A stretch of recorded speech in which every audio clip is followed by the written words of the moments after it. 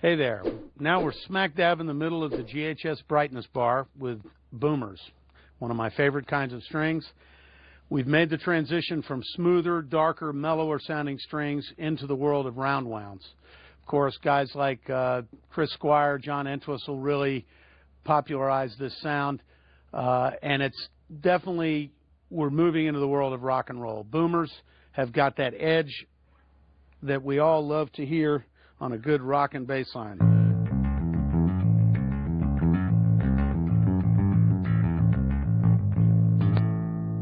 You can hear the edge on it. You can hear the articulation.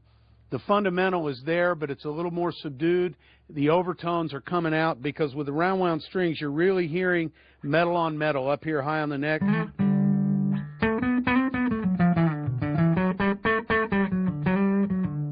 But you can play them soft and still get a mellow tone. But when you dig in, they really bark.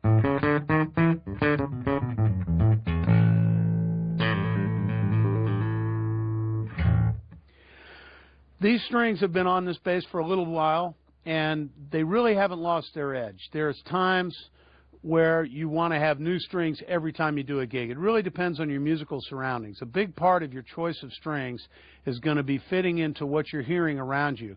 If it's a mellow singer-songwriter gig, the kind of strings we've already talked about, flat wounds, bright flats, pressure wounds, are going to sit in there real nice, and they're not going to command too much attention. When you're in a more aggressive mode with rock and roll, drummers bashing cymbals, guitar players with tons of high end, you've got to cut through, and that's where round wound strings really make a difference. Boomers are a real standard in the bass world. I know Flea's been playing them for years, and can't knock that. I really like the edge that they have. I like the way they get when they've had a little bit of time on the bass. They mellow out just a little bit, but they will last a long time.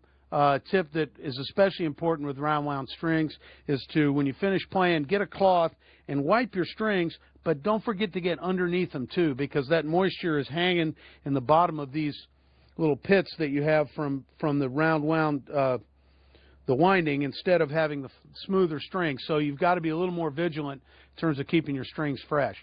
But to me, this is the classic round wound string.